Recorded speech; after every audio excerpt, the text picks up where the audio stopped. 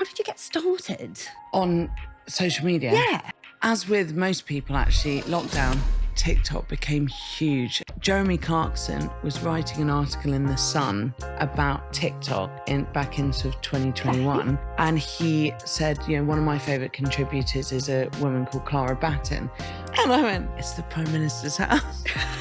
And he went, what? We showed our passports, they buggered off, came back, and they said the housekeeper's coming down to get you. I'm sure there were some funny stories back in my 20s. There was a funny story about when...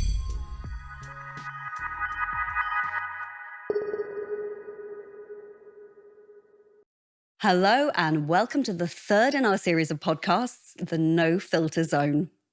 My name is Deborah Aharoni and I'm going to be your host for today.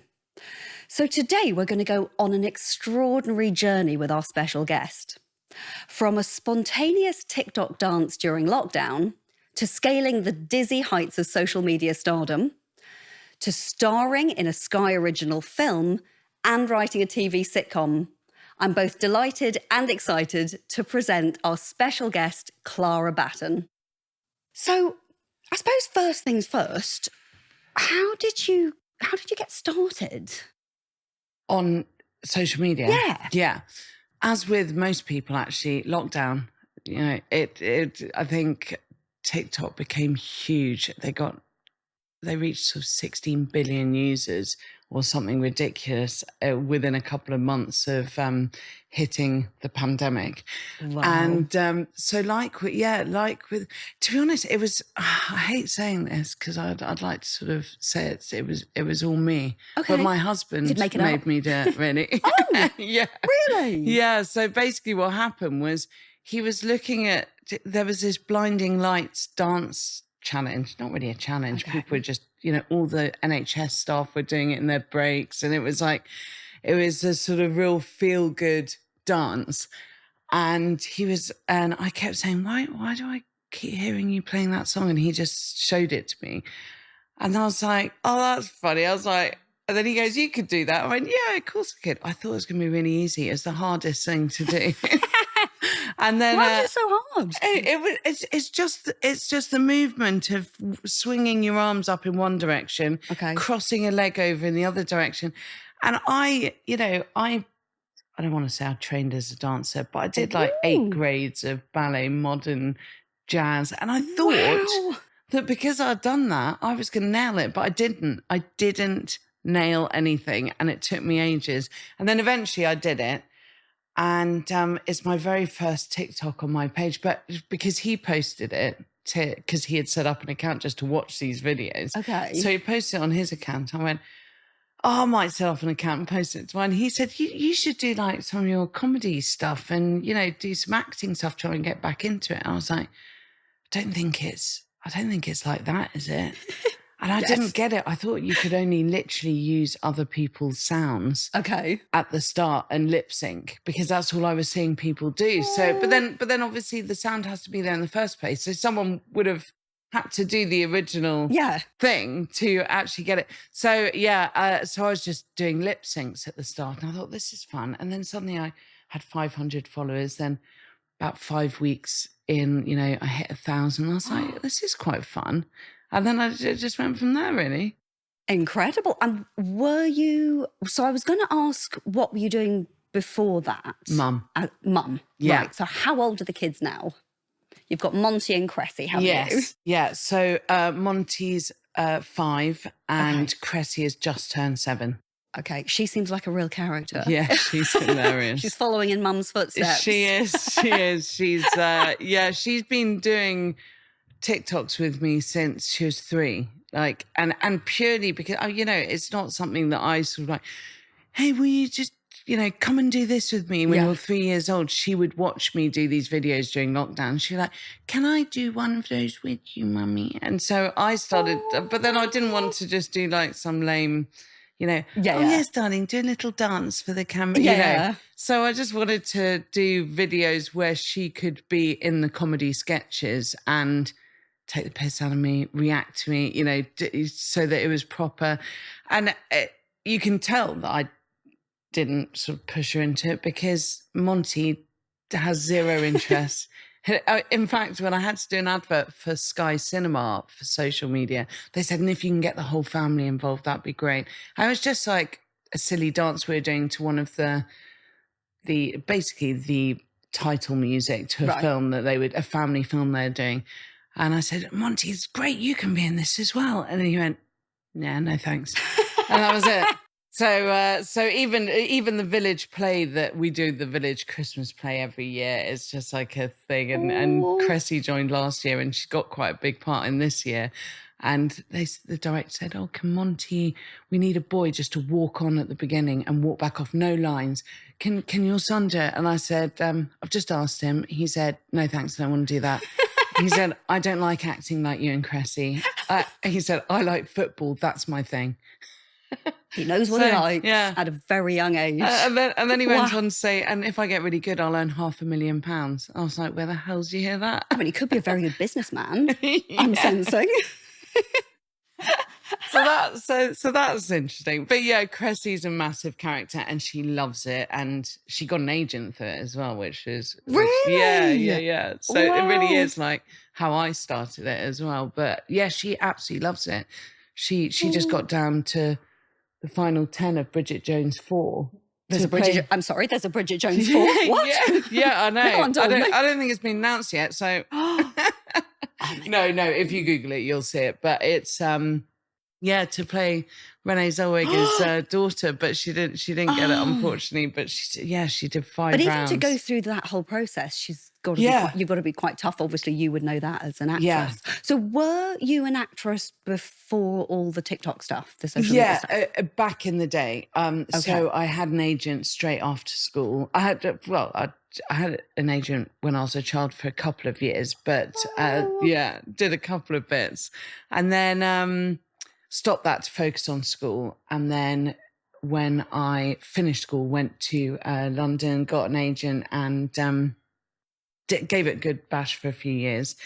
And then my agent retired, and then and I was doing so well at my day job, which was sales and marketing. Okay. That, I say sales and marketing, selling advertising space. Okay. Cold calling. My mum used to do that, yeah. It's really good, It's a real skill. And you know what? The way I found it was in the Stage magazine, and it's a really good business model, actually, to look for actors to do cold calling, and selling, because basically they can sell themselves. Yeah. So they can sell other stuff. They can take rejection well. So if they get some rude person going, "No, sod off, I don't want to speak to you," then they'll just go, "Yeah, on to the next," whatever, because that's what you get in auditions. Yeah, so absolutely. So it was that. So I was doing really well at it. So when my agent retired, I was like, I'm getting an episode here, an episode there, but I'm not getting enough to sort of keep me going as my actual job where I'm earning a living from it. So I just wasn't in a massive rush to go out there hunting for a new agent. And I thought, do I just call it a day? But it's always been my number one passion. And so weirdly, at the age of 40 during lockdown, that's how I got back into it. A film director was following me, and he just got in touch with me and said, "So, we just wondering if you've got an agent at all." He said, "Before you get excited, I'm not about to offer to be your agent." No. He said, "I'm a film director." I was like, "Just as good, whatever." I mean, sounds good. And he said, "I think you're a really good comedic actress, and I've got a couple of things coming up I'd like you to audition for." So I auditioned for this Christmas movie that he was doing, and there were only a few parts left.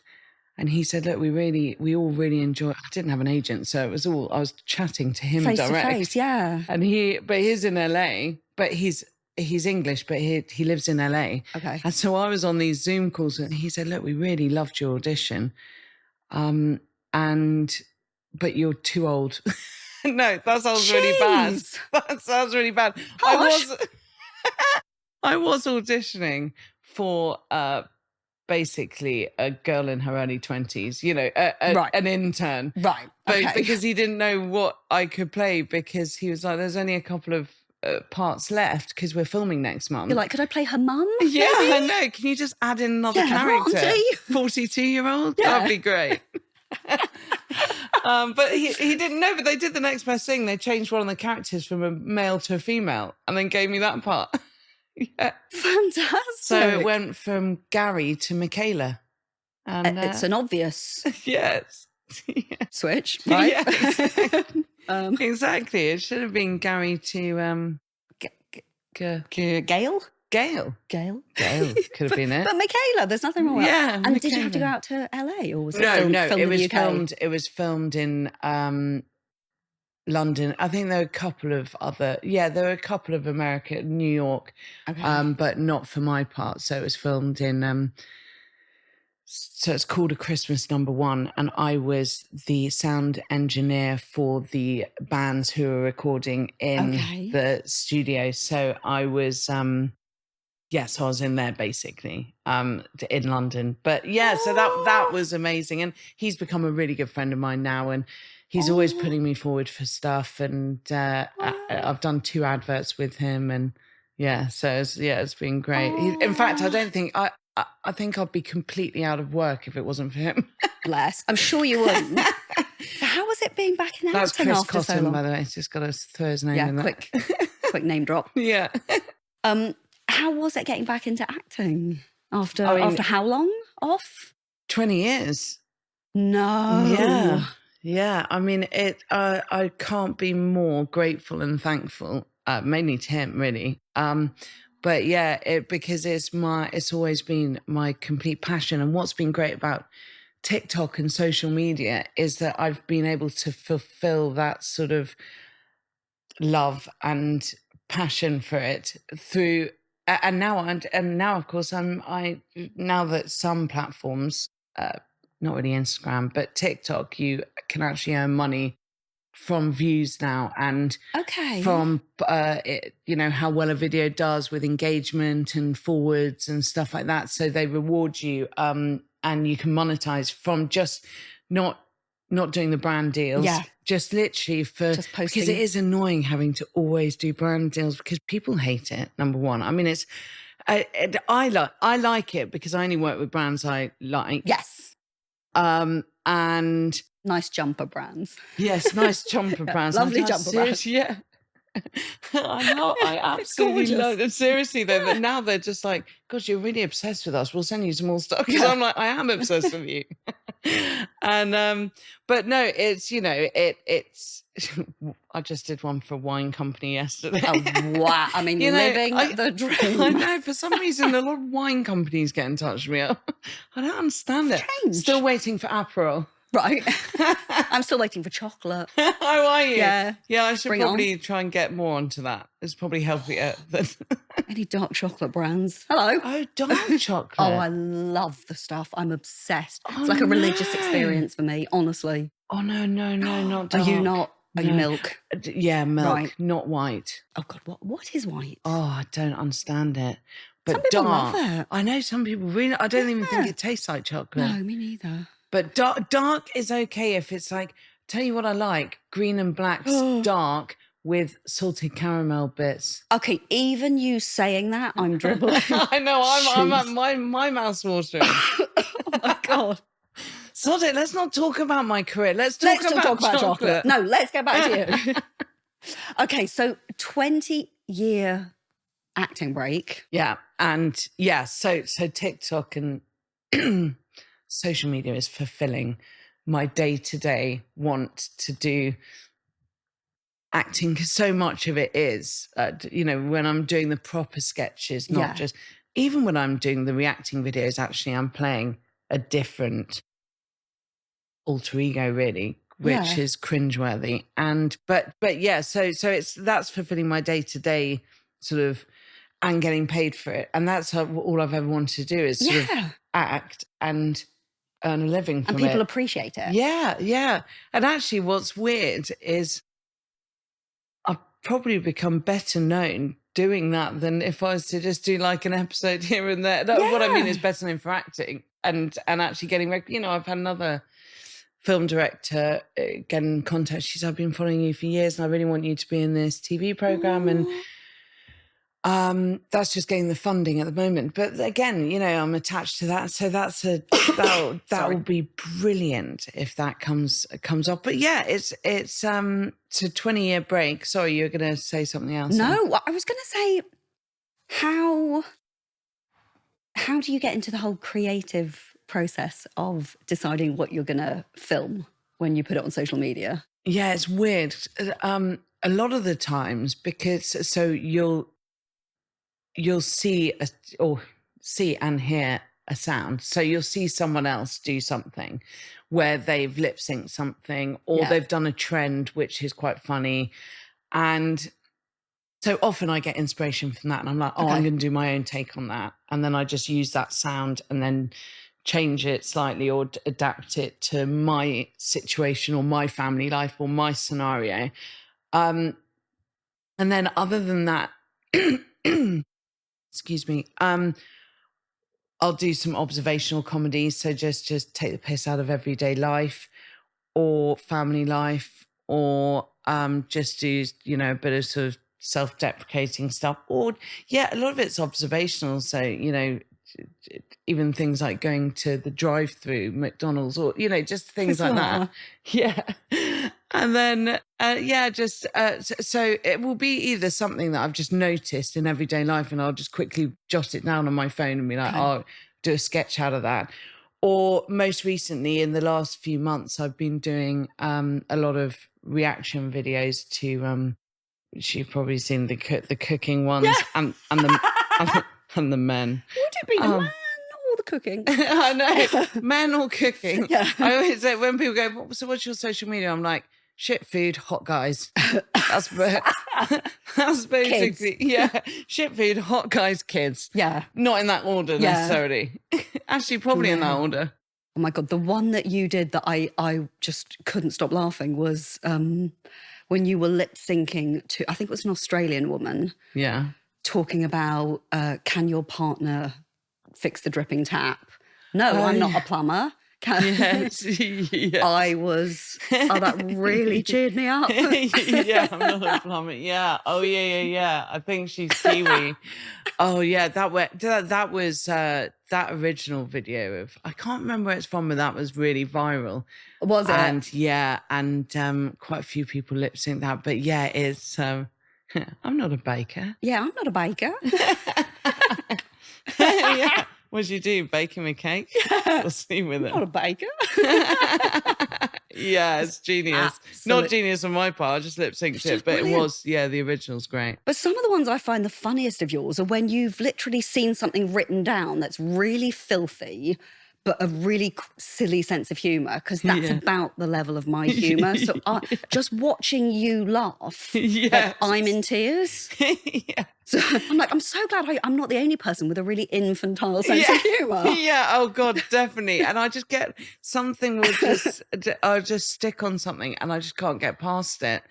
And that a lot of people say that, they're like, oh my God, your laugh's contagious. Sometimes I don't even know what you're laughing at. And I'm just giggling with you. But that's good, isn't it? Because laughter is the best medicine. Amen to that. It's literally, like you said just before we came on, and you said, you know, it's shit week, and then you watch a couple of videos. I'm the same. I'll just go onto my favourite channels and just watch some comedy, and if I'm belly laughing, it's just the serotonin. Is it serotonin? Yes, serotonin. That just it blows everything out the water. You just think, life's not that bad. I think for me, I'm not massive on social media, and I tend to mainly follow cats. Lots of cat videos. So actually, I follow a lot of dogs. Oh, well, seeing a funny human is a bit of a departure for me. So I was like, there are funny humans on Instagram as well. This is new. So are the cats funny? Yeah, well, they're either funny or cute. Or you've got to look at Layla the boxer. What, seriously? The owner of that dog is genius in her videos. Okay, she creates the most spectacular, film-like videos of, like, as if he's actually acting with. You've got to as if Layla. Yeah, could be. I always look at the dog though and think it's a male. But anyway, yeah, but okay. it's follow them. Okay. They're great. Okay. But I pissed myself laughing with them. It's great. Now I've realised there's funny people on the Now internet. the algorithm will send you more funny people. Excellent. Yeah. How clever. I've spent the last 2 days watching your videos. Now all you're going to see is either my videos or like, where are all my cats? You're like, okay, look, I've had enough of Clara. Just show me a goddamn cat. We'll see what happens. Yeah. And where did the writing come from? So I started writing with Philly, my very good friend and co-writer, years ago, probably about 15 years ago. She was writing a blog on this fictional character, and I said, mate, this is bloody brilliant. We should change this into an actual TV show. So we started writing it in the pub back when we were mid-20s, late 20s. And every time we met up, we would just write some more of the next episode. And anyway, then basically then we both had kids. Her kids are the same age as mine. So she's got Isla and then Milo, who are both Cressy and Monty's age.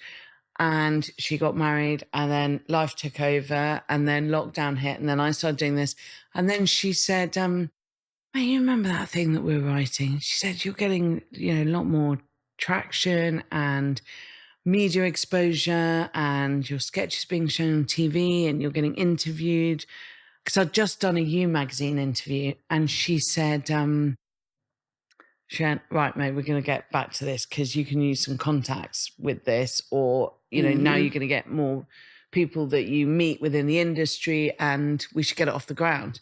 So I was like, yeah, actually, you're right. So then during lockdown, we started doing Zoom calls and we reread it and the pilot episode, and we're like, geez, yeah, we've definitely grown up a bit since then. And so we did have to change. And it's funny because you'd think late 20s, you think it's like you're a child probably, to me. Yeah. I mean, wow. But back then, you are a proper adult, aren't you? You're not young. And well, you are, but you're not, late 20s, you should be, if you're writing, you don't think that you're going to be changing it 15 years on. But yeah, we went through it with a fine-tooth comb, made it funnier, better, slicker, and then we were very happy with it after about 18 rewrites. and then we took it, and then we just had an in with a couple of production companies, and we had a meeting with Rough Cut, who behind The Office and some big sitcoms. Yeah, which went really well. But unfortunately, a lot of channels aren't commissioning full stop, but aren't commissioning comedy. He said to us, how much have you actually seen come out that's new comedy-wise? And I was like, actually, that's so why true. There's a gap in the market for it. And I said, that's what's pissing us off. That's why we want some comedy on TV. And people need he a said, laugh. oh, we want it on TV. It's the channels that are being... But we're getting there, but I think we need to attach... We've had such good feedback. I mean, literally, everyone in the industry who's read it has genuinely not had a bad, or even some, what's the word when you give? Like constructive criticism. Constructive criticism. We haven't even had much of that. It's just been like, this is it. The director read it. He said, I laughed out loud, which is very rare for me, and all that sort of stuff. So, so we're on the right track. I think we're going to need to attach a prominent actor, and that's not me. Although I will be playing the main bloke in it. Hang on a minute, pardon? I know. What? I know. It was weird because I was basically every time we wrote another scene, Finney is a brilliant writer. I'm a writer, but also a performer. So every time we wrote another scene, I would read it. We'd read through it, but I would read the characters. Perfect. Yeah. And then Jeremy, the main guy, when I would read him, Philly would be in hysterics and she'd be like, mate, I can't have anyone else, because she came up with the character originally. She went, I can't have anyone else play this character but you. And I was like, what? Like, you know he's called Jonathan. Yeah, Jeremy. Jeremy. Jeremy. I got the first letter right. Yeah. Oh. And she said, no, seriously, mate, you know, she's like, what's that Australian or Kiwi person, Kate Blanchett? She said, you know how Kate Blanchett played Bob Dylan? And I said, actually, yeah. She said, seriously, like, bit of prosthetics. You've already got his voice down to a T, because I changed my voice from, although I've got quite a low voice anyway, but I change it to how we envisage him. Can you illustrate that? Or would you have to kill me first? No, it's just sort of, so basically, if, I'm just going to go out to, he's really sort of awkward. He's posh, Jeremy Snorbert Chow. But he's very, I didn't quite know. But yeah, he's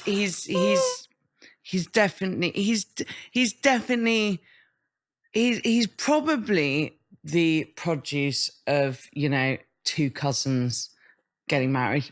Oh, right, okay. Bit of interbreeding. Yeah, there's definitely some interbreeding going on. He's the produce of interbreeding. No, yeah, wow. He's a great character. But Philly, so Philly said, look, you've got to play him. Anyway, when we've told people this, they've loved it. Yeah. They've been like, it's really different. This is great. Yeah. They've even said, I don't even think you need prosthetics, so long as you have your hair cut and, you know. And I was like, well, obviously nowadays with all the, you know, anything goes, people actually quite like that sort of different, and particularly as, you know, the character is a posh male trope, you know, and it would be easy to disregard him, but to give a female actor the possibility to play, so, you know, it's a bit different. But yeah, we're trying to Simon Pegg's currently got the script, but he has. Wow. I keep going. By the way, it only takes 20 minutes to read. He's like, I'm sorry, Clara, I'm getting onto it. Don't worry about it. I'm sorry, but even the fact that you're messaging him is amazing. Yes. Whatever he says. Yeah, no, he was brilliant, because he gave me a he gave me a quote on the cover of my book. So we sort of been in touch, and when I said I screenshot the feedback we'd had of the script from Tiger Aspect and Rough Cut and the director, and he said, bloody hell, that is amazing feedback. He said, I'd definitely read it. But at the time he went, I just can't do any, it's going to be hard to film anything at the moment, because I'm on hold with Paramount for Mission Impossible 7, 8, whatever it is. You just put that in quotes and stick it on the fridge. I'm on hold with Paramount for Mission Impossible. I was like, really? Are you sure you don't want to do this pilot? Yeah. Just can't use can. I was like, seriously, I'll need you for 2 days. He was like, look, I'll read it, and if I can, then let's see what. So yeah, I think basically, yeah, we need to attach a prominent person to get the channels going.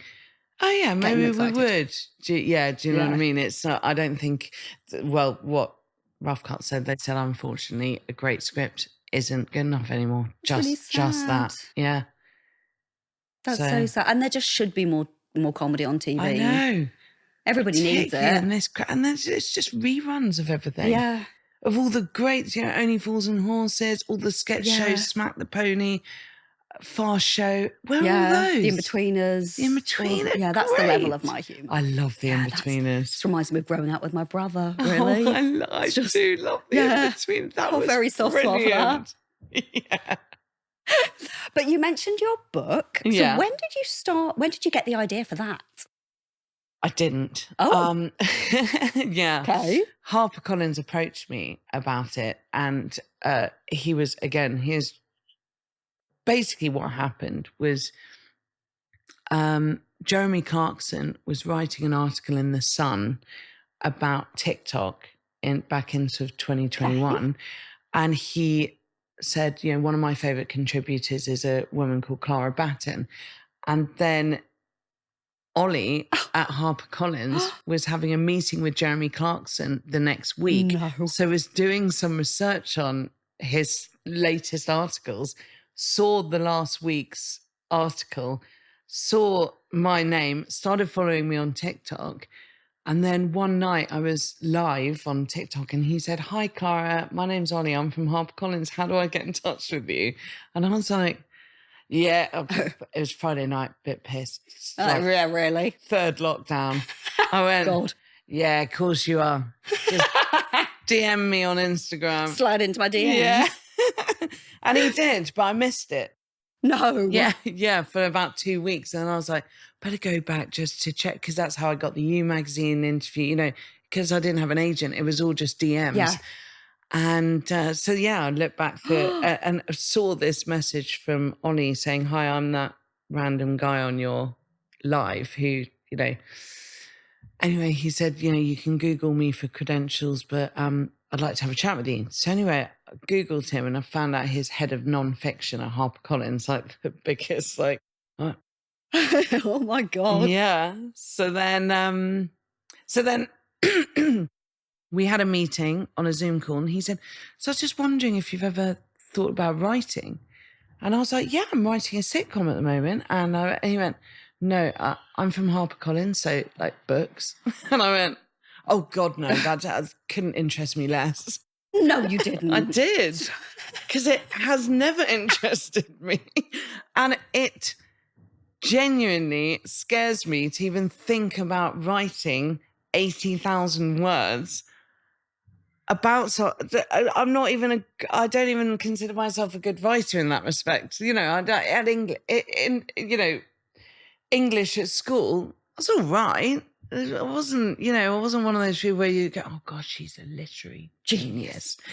She's the next Shakespeare." Yeah, I just think she needs to write. She's pretty, I was just sort of middle of the class, so I was like, "Oh," and I went, "No, it doesn't interest me." And then he went, I said, "What are you even thinking that, I mean, what?" Yeah, what about? A book. A book about what? Yeah. I said, "What would you even think that I would write about?" Or,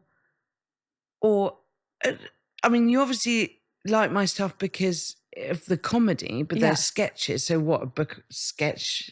Like what? And he said,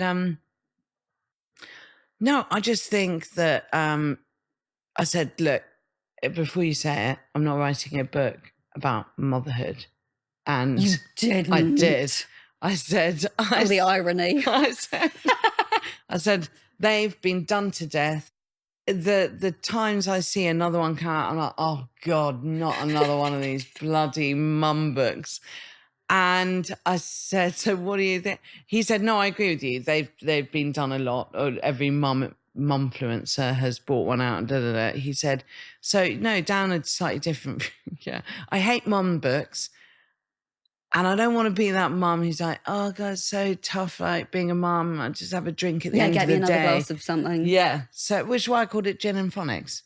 I was going to ask you about the title, actually. I get the gin bit. Yeah. But why phonics? So phonics, it's my hatred of phonics. So there's a whole chapter. In fact, I dot it throughout the book about phonics, but I do a 180 on after doing my research on it. I do a 180 on my thought process behind it. Plus, it just rhymes really conveniently with gin and tonic. I mean, it's fabulous. So, yeah, sounds great. But yeah, I didn't actually make it a motherhood book. Basically, he said, "Why don't you?" He said, "Well, what I'm thinking is, like, if you write a diary, right, that would be I started saying, and so would I have a ghostwriter?" I genuinely said that on the phone. Oh, please tell me what his face was. And he went, "No." He went, "The whole point is that your followers like you because you're comedic and they find you funny. So there won't be, you're not writing your memoirs." And I was like, "Oh, maybe I should write my memoirs and you give me a ghostwriter." Oh gosh. Now looking back on it was horrific. But anyway, yeah, he said, "Look, if you write it as a diary, I said, this is interesting, actually, because I'm always compared to Bridget Jones. So then I was like, a real life Bridget Jones diary, but with actual having got married, Yeah, having having the kids, kids. and life. So started as a diary of 2021. Wow. And I didn't want it to be a mum book, rather basically talk about the fact that we were coming out of lockdown. I was on social media. I decided to give it another shot at acting and to show progression over the course of a year, and basically say that motherhood's a comma, not a full stop, and that you can still pursue what you want to. And actually, after having kids, you're probably the most confident and realize your own ability more than ever. So just go back to your passion and what you want to do and just sod it and go for it. And luckily, I did show some progression in 2021. Otherwise, it would have been a really crap book. I started off going, and hopefully I'll show some progression in my private life and my professional life. And then I was like, shit, if I don't show any progression, but then It would have still been funny. Yeah. But then, yeah, it's so it's the progression of that, because then a couple of months in, I get the You magazine interview. Then Chris gets in touch about the film. Then I do the film. Then an agent gets in touch, and then I get the agent. Career progression, kind of like that. It was brilliant. 2021 still is in my head like one of the best years. It was great. And then it ends with being invited to the Prime Minister's house for Oh my dinner. God, tell me everything, because I've read some stuff when I was looking you up, but I think it should come from you. So how did that happen? So Carrie Johnson was following me. Boris isn't really on social media. Okay. But she was following me, and then I went through a sort of stage of a bit of anxiety in 2021. Okay. It's probably the fact that I was trying to write a book in the middle of the school summer holidays and keep up content and do the paid adverts that I needed to do and look after the two kids. And a husband. Were off, and a husband. Yeah. Who were off for 9 weeks in the summer. And then I had a deadline for sort of September as soon as they went back to school, which is when I really needed to write. So I was just feeling like everything was getting a bit on top of me, and I just stopped and I took a break from everything for 2 weeks, and I just went, I've got to, because I was getting very panicky about stuff. Yeah. And I did a video and I just couldn't get the words out. I was just kept crying like on this video saying I need to take a break. I'm just not feeling myself, and all this sort of stuff. And Carrie was one of the first people to I'm getting emotional now. It's like Carrie was one of the first people to reach out, and she said, "Hi Clara, I just want to let you know that it's always fine to take a break. It's always fine to the fact is you're realizing when it's got too much." And she said, take a break. And she told me about this book called How to Break Up with Your Phone. And she said, I read this book because I started realizing that I was getting like really, when I was on social media, I was like doubting myself because of what I was looking at. And she said, look, I really recommend it if you also want to just be like, look, actually, I need a break. Read that, and then it won't make you feel so sort of anxious about taking that break. And so, and then she said, but on a separate note, I just want to, you've brought so much joy to everyone over the last couple of years, and just want to say thank you. And Boris never goes on Instagram apart from to watch your videos with me. And so she was like, and then she goes, so, thank you, and don't worry, and take a break, and da. And then she said, and we hope to meet you one day. And then that was that. And then I missed that as well because I got so many DMs. Oh, which is lovely. From that video, because everyone was reaching out. And I had, don't know if you know her, Dr. Julie, who's massive on social media. Is she a cat? No, you're like... Dr. Julie should Great be name a for a cat. cat. That's brilliant. I'm terrible, honestly. I love it. Okay, No, so Dr. Julie. she's huge. She's a psychologist and she Okay. does social media, brilliant videos. Okay. And, she's even got 1 million YouTube subscribers now, and she's got some millions on TikTok and Instagram. And she's written 2 books. And she reached out and said, Clara, I'd love to chat to you for free, if you need any. I had about 5 psychotherapists reach out and say, if you need anything, I'm free of charge, happy to give you a session, blah, blah, blah. So I did with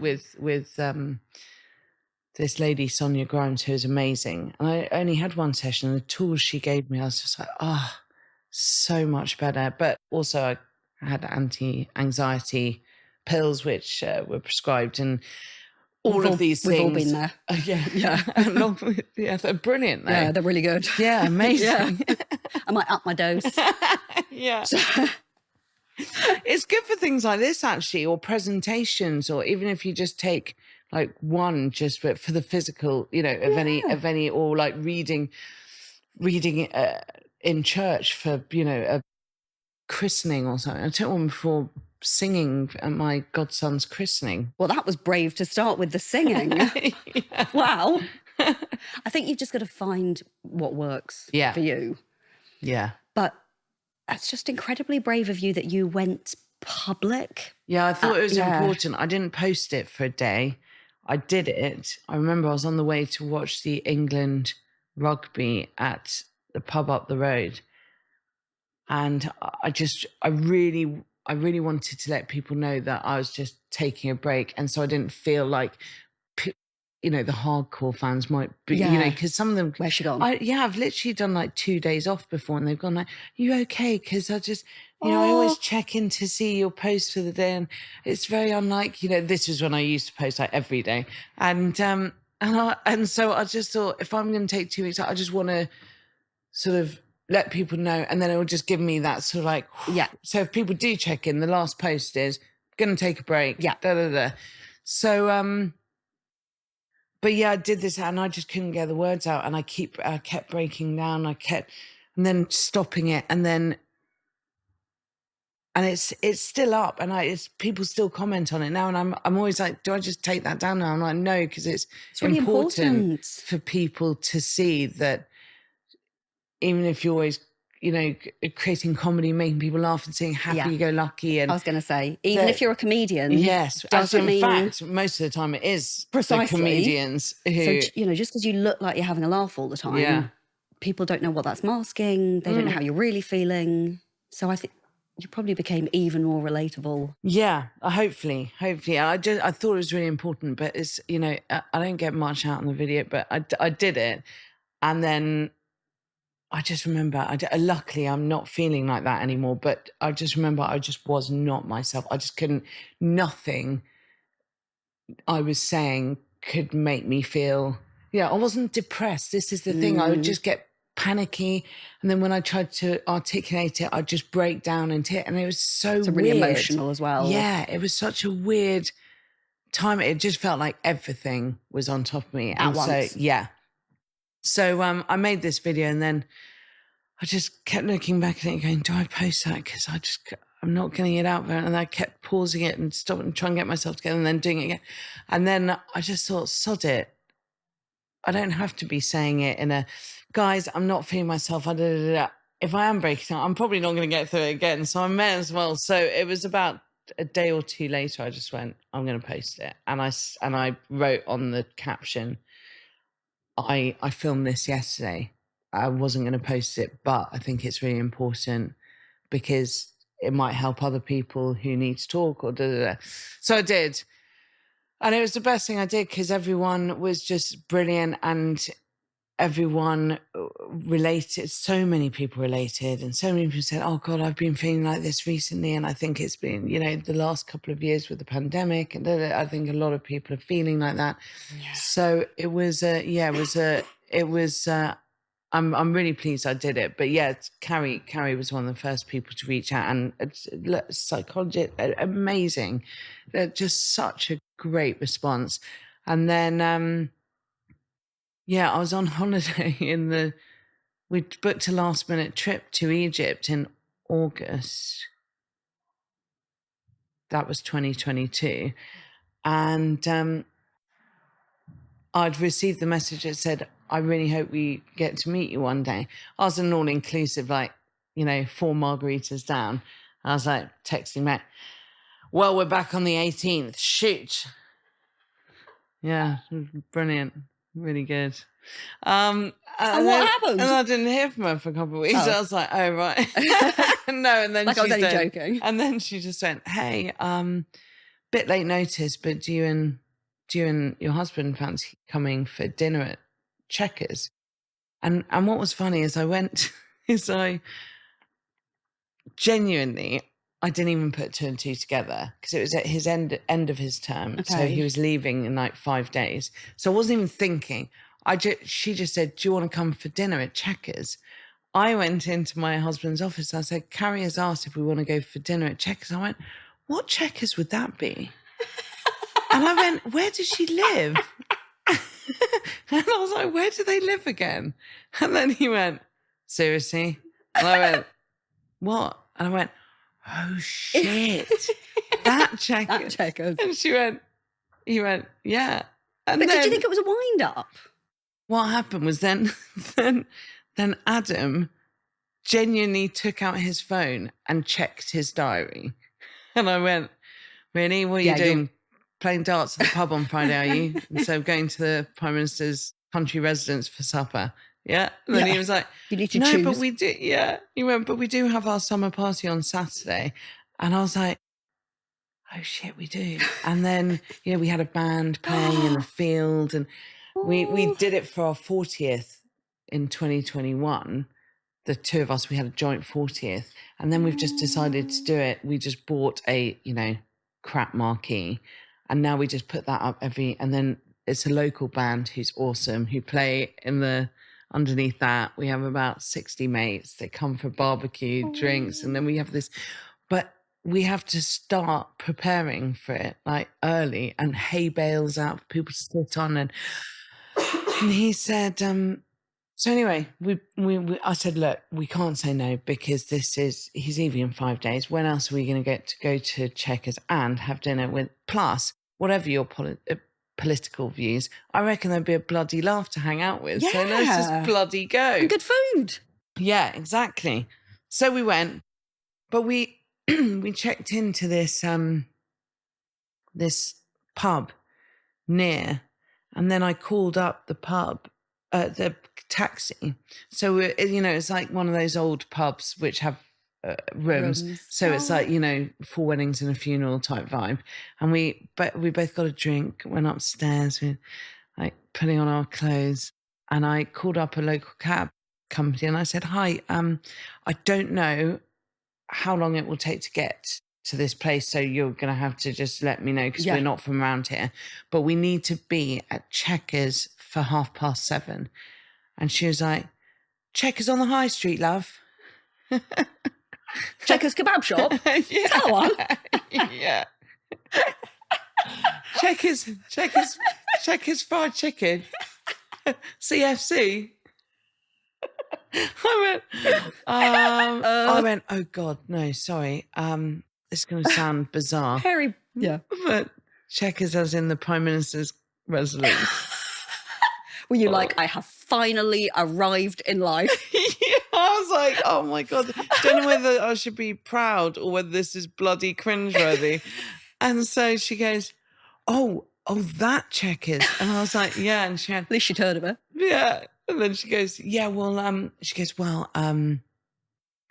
well, if you need to be there at 7:30, it's Friday night traffic. So what I would say is, it's only normally 5 minutes away, but if we pick you up at 15:15, then you'll be there for 20:20. I said, yeah, but we can't arrive 10 minutes early. That's even ruder than being late in my books. She was like, oh yeah, that's true. Well, we can always sit down the end of the lane in case, And I was like, okay. And I went, but actually, then we're just sitting in a car for 10 minutes, like whacking up the bloody meter. And then I went, to be honest, I spent so long on the phone to you, clogging up your phones. talking about this rubbish that you probably lost a load of money anyway, so I don't mind doing that. And then she was laughing. She went, okay, so anyway, I went, bye. Put the phone down, turned around, and Adam, my husband, was sitting in the corner with his drink, and he was just shaking his head. He was like, I said, what? I said, I had to check. It is rude to turn up early. And then he went, no, not that. I said, it's just hearing you say that, like going to the Prime Minister's residence for dinner. He said, you've only messaged Carrie on Instagram, right? Carrie is messaging you from a private, non-verified account. And she's not asked you to bring ID to one of the most security conscious places in the world. And you've never talked to her on the phone. Are you sure you're not being trolled? And I went, well, now you say that, yes, I do think I'm being trolled. So anyway, he went, I did bring our passports. Bless him. And I went, oh my God, well done. Anyway, got in the cab, pulled up, and 4 armed police guys come to the gate at the very end of this massive driveway. They're like, hi. And I'm like, hi. And I think we're here to see the Johnsons. Which sounds really dodgy when you say it like that. I should have just said, hi, yeah, we're having dinner with Boris. Yeah, like you do. And then he went, right, are you the guests for this evening? And I went, I think so. This just sounds like you're digging yourself in a I hole know, here. but I was literally like, I need to be aware that if he goes, no, you're not, I go, yeah, I thought, yeah, I was only joking. we are being trolled. Let's go to Checkers on the high street. Let's go to that kebab shop. I need a kebab and a drink. Checkers. And then, and then he goes, and then the cab driver went, what is this place? Oh, God. And I went, it's the Prime Minister's house. And he went, what? Anyway, so we showed our passports. They buggered off, came back, and they said the housekeeper's coming down to get you. And the housekeeper came down in the car and picked us up. We went up there, and it was all genuine, yeah. And then we got out of the car, and Boris came. I said to Adam, it'd be hilarious if he's in a suit, wouldn't it? Because Adam was wearing sort of like, it was summer's evening. He was wearing like linen trousers, a blue blazer jacket, shirt. You know what? I said it'd be funny. He won't be wearing a suit when he turned out. He came out in a suit, like really scruffily, of course, but a scruffy suit, scruffy hair, and like Boris. And then he came out and he came out and he put out his hand while I went in for the hug. No.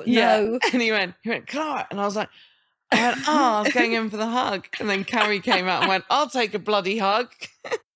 And then we walked through Checkers, went to the Rose Garden, and had the funniest night. Yeah, eating food and drinking. And we went to theirs last weekend, actually. Stop. So now you're like this? Yeah, well, not quite, but yeah, we're getting there.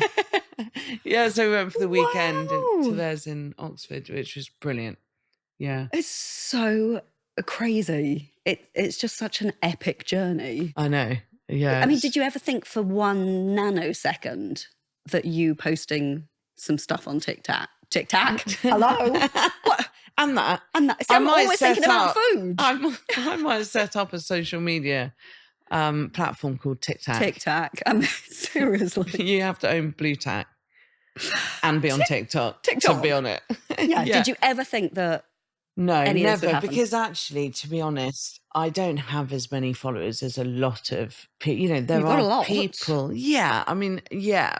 But I mean, there are people who started at the same time with me with millions now, you know, but to be honest, the people who do like my stuff are the sort of hardcore fans, or, you know, some influential people or celebrities or journalists my stuff has got out there more. To the right people. Yeah, to the right people, which is all that matters if I can act. Yeah.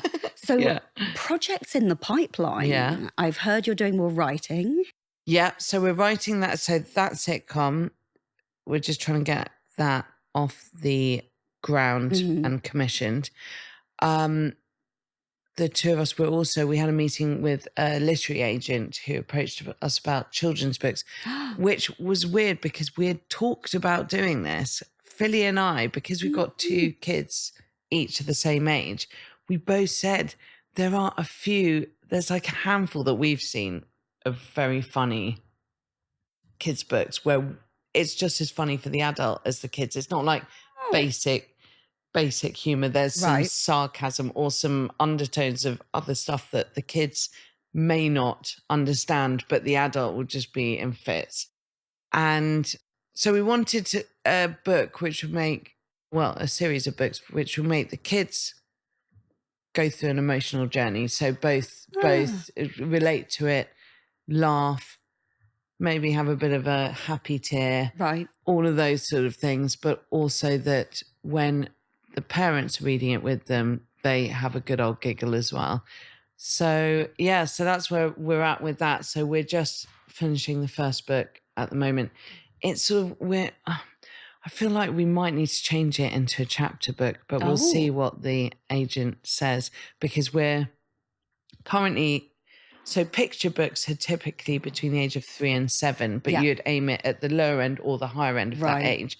Ours would be more like the 4 to 7, 5 to 8, that higher range, because it's something that my daughter could read as a 7-year-old on her own, or if she was to read it, I would read it to both of them sitting there on the bed, where it's paragraphs and the odd sentence, but illustrations, pictures. It's not chapters. And it's about 12 double pages, that sort of thing, but longer chunks, not just sentences. Yeah, my a nephew's sentence. 4 and my sister-in-law, he's into something at the moment which I don't want to mention, but it's a very common thing that kids like. And she's like, it's so badly written. I hate reading it to him. Oh, really? And That's it's either that or hilarious. I bought him a book about a farting knight. Oh, brilliant. So again, the very infantile sense of humour, on the same level as a 4-year-old. Night. So it's either the very toilet humour, or it's the slightly older but maybe not brilliantly written. Yeah. Maybe there's a big gap in the market. Yeah. Well, I hope. Yeah. So we're looking at doing a sort of series of about, I think, 5 or 6 books. But we'll start with the first one, see what the agent says about that. We'll probably have a lot of notes, but so that's that we're enjoying that, but it's a lot harder than you'd think. It's harder than writing an actual book. In what way? Well, I found, because I wrote the book like I talk, really. Okay. So train of thought. Train of thought, as well as anecdotes from past and present. So as soon as I would talk about something which would lead on to, it reminds me of a time where when I was living in London, I went to my friend's birthday and and then it would be that comedic anecdote with a bit of self-deprecation and sarcasm about myself thrown in and taking the piss out of myself. And it can be as long a chapter or shorter chapters as you want. You can go off on a tangent if you want. Whereas this is like, you've got a certain amount of, you've got to keep it you've got to get to the point. You've also got to make it readable with not too complicated words, which we've definitely put a few of those in. But then I was saying, but that's quite good, because then she'll say to, that person will say to their mom, what does this mean? Yeah. Or like, so when they say that, do they mean this? And then the mom can, but then if they're reading it on their own, probably, But, so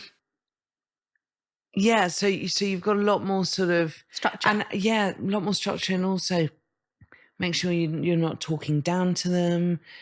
All of these things to remember, that you're not, that you're not being too cliched or any of those things. And also it's a short book, so it's got to have a storyline within a short time, and it's got to take you on an emotional journey in some respect, and it's maybe normally going to have a life lesson in there as well, for them to either think about or just relate to. That's a lot. I know. So, so every time I say to Philly, Guys, it is quite hard, isn't it? She goes, I don't think it is. Oh, And I'm like- thanks. You're making me I'm feel like, much really? better. It is quite hard. Like, I'm looking back on it and going, God, we need to put more dialogue in here. It's a bit wordy and like she's like, yeah, but then we'll just put more dialogue in there and make it less wordy. I'm like, all right. All right. It's great that you're finding solutions to my problems, but can I have a bit of sympathy? I know. But that's what's nice about writing with another person, because you end up complementing each other with all your different strengths and, but building each other up as well. And so, yeah, come on, let's do it. Oh, well, it's funny that you just said that, because you mentioned a while back something about confidence when you were posting that video on TikTok. Yeah. And like a crisis of confidence. Yeah. How much do you feel your confidence improved with everything that's been going on? I've always been quite a confident person, just in everyday life. Inside, I think confidence is sort of, you can naturally have confidence, but I think a lot of it is to do with parents and how much they instill it. Now, I don't mean by that, parents constantly saying, "Oh, you're beautiful. Oh God, you're so great. Oh," and then building confidence like that. I mean, to the extent where you feel secure and you're not always pulled apart, or you're not always, or you basically secure and happy. Yeah. If you're secure and happy in your home life and your parents are giving you a boost and confidence and believing in you, then you're going to naturally have that from that. But also, of course, you'll have certain people are more confident because of nature, not nurture. Yeah. But I think a lot of it is to do with nurture, a lot of it. And for that, I thank my parents, because they definitely, from a young age, we were all, the three of us, really confident from a young age. And we still are, in social situations. Yeah. We can walk in and hold but definitely with regards to my ability and acting, because you take a lot of knocks. Oh, yeah. So when I was in my 20s, although I did just get on to the next and go, right, next audition, whatever, park that, you're still human. And so you're still like, oh God, I thought I nailed that and I didn't get it. So what else can I do? Like, maybe I'm not as good as I think. And, and you can have a bit of self-doubt. So what it has done is definitely built my confidence in that respect, because I've realized that my ability is actually all right, and for the average person, and it's not just a casting director or a director, you need the average person to like what you're doing to gain those followers. And so if they're going, oh yeah, she is a good actress, oh yeah, she's funny, or did it, then that's where it's built the confidence. Yeah. So that's definitely increased since all the social media stuff, because I think there's no better accolade than the general public liking your stuff. and kind of like you said, having a different career as you've got older, or as you've become a mum, something that you always really loved, but now you're actually actually doing it. Yeah. It is. I do think having kids, you sort of gain a different confidence, because it gives you the ability to realize what you're capable of. And you've kept small people alive. Yeah. And that's an achievement. I know, that's an achievement in itself. I mean, keeping myself alive is an achievement. So 2 other small things. But yeah, I think it sort of makes you realize, like, oh God, if I can do this, I could definitely, try that again. Well, there was a brilliant question that somebody had here that was, okay, what's scarier, auditioning for a new acting role or dealing with a child's tantrum? Auditioning all day long. Really? Seriously.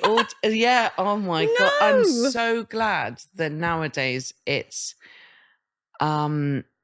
Self-tapes, Oh, mainly. welcome to my world. Oh, what do you do? So I started as a model 30 years ago. You started as a model. as a 30 model? years ago. Very long time ago. Wow. But I've always done TV commercials and so bits of acting, but I don't think of myself as an actress. I didn't go to drama I school. see. So I'm still in that world, but thankfully I've been very busy. Brilliant. And so when you mentioned earlier about dancing, are you a dancer? I'm not a dancer. Oh, I think right. people look at me and assume I'm a dancer, Oh, unless you count right. headbanging, which I don't really know if air that counts. guitar. Yeah, and air guitaring. But yeah, lots of self-tapes, lots of hilarious like auditions. I was going to ask you about funny auditions. I don't think I've had any funny auditions.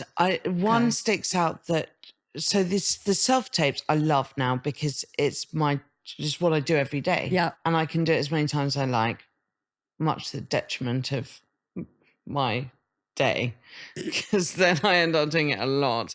But I love self-tapes because also you don't have that sort of like, oh my God, I've got to go into the audition now and I've got one shot at it. And if I just forget that one line or if I do, and I'm just relaxed doing them because it's what I do every day anyway, have my phone on my tripod and act stuff. So yeah,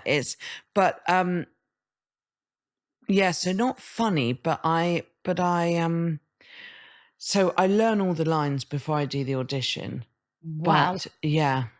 Good on you. Then, I don't. Well, half the time they go, we'd like it off book, please. Oh, why don't And you go, right, okay, thanks.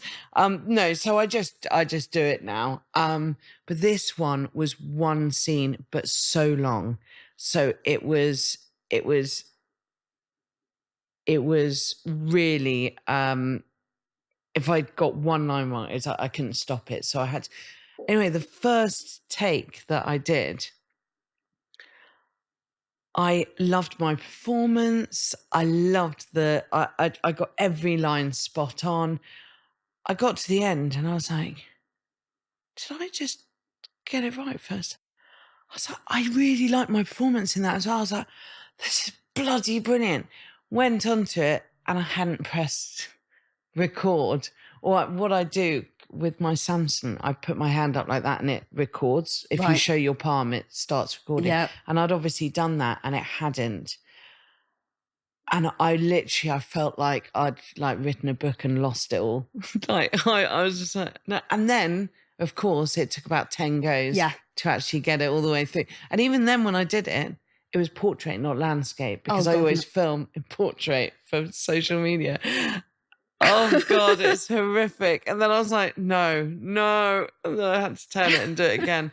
So yeah, that's what's, I'm sure there were some funny stories back in my 20s when you actually physically had to go to a casting. Went to, but nothing. There was a funny story about when my agent, who I was talking about earlier, my first agent, called me and he was like, I write this in the book actually, and he called me and he said, he never called me. And I was like, oh, hi. And he was like, right, so you've got a part. And I went, what? He said, yeah, they want you. Seriously, they've said no need to audition. They took a look at your headshot. They've looked at your CV and they just said, yeah, we want to offer her the part. I went, what? Oh my God, what is it? And he said, so it's a, he said, Here we go. it's a, what are they called? The dramas? It's like a psychological thriller, but what are they? Police dramas? No, detective dramas or whatever. Yeah. He said it's a detective series. I went, oh, I love those. He said, so it's like a psychological thriller. I went, yeah, brilliant. He said, so it starts with a policewoman walking along the beach. And I was like, yeah. And he said, and there's a body washed up on the beach and she finds this body and you would be the body. I went, what? And he said, are you okay with partial nudity? I'm being freezing cold in the sea. And I went, you're right with that? No and no. Oh my God. And this is the agent. He didn't want me to be an extra with one line. I was like, fuck off. I'm actually crying. So one of my weirdest ones, it must have been for a computer game. And it was one of those ones, some castings you go in, you're in and out in 3 seconds. This one you queued for an hour. And then they said, so think of your favourite animal. Take a wild guess, cat. Yeah. And so think of your favourite animal, but imagine them as a ninja. You know, as a, they're fighting. Yeah. So I'm sort of going, like, you honestly can't have any shame. Like, if you are even slightly embarrassed, you're like, what on earth am I doing with my life? But you have to have no embarrassment levels at all. That you could, you know, there are worse animals to be ninjas, to be honest. I feel like cats are ninjas anyway. Yeah. And there was one brilliant one where I went in with this guy and they said, look, it's a commercial and they're going to superimpose ducks' heads onto your bodies. So I walked around the house for a week quacking. Genuinely. My cat at the time must have thought I was mental. So I get there and they go, right, Deborah, you're going to be a goose. And I went, but I've been quacking. What? You're like, huh? Like, no, you said duck. You said duck. So I was like, I don't know how a goose sounds. They honk. But again, I'd not been practicing my honking. Oh, God. So both this guy and I had to go into the casting room and honk at each other. And I thought it was hysterical. I thought it was the funniest thing I'd ever done. And I glanced at the guy and he looked like he was about to slit his wrists. Really? And I was like, are you okay? And he went, darling, you'd never think I was a classically trained actor. So it was obviously a real low point for him, but I thought it was hilarious. Oh, gosh, but it's so true. It is so true. That's what you So it's so nice meeting people that completely understand what it's like. It's, oh my God, that is so true though, because there have been times where I just think, oh my God, what am I actually doing?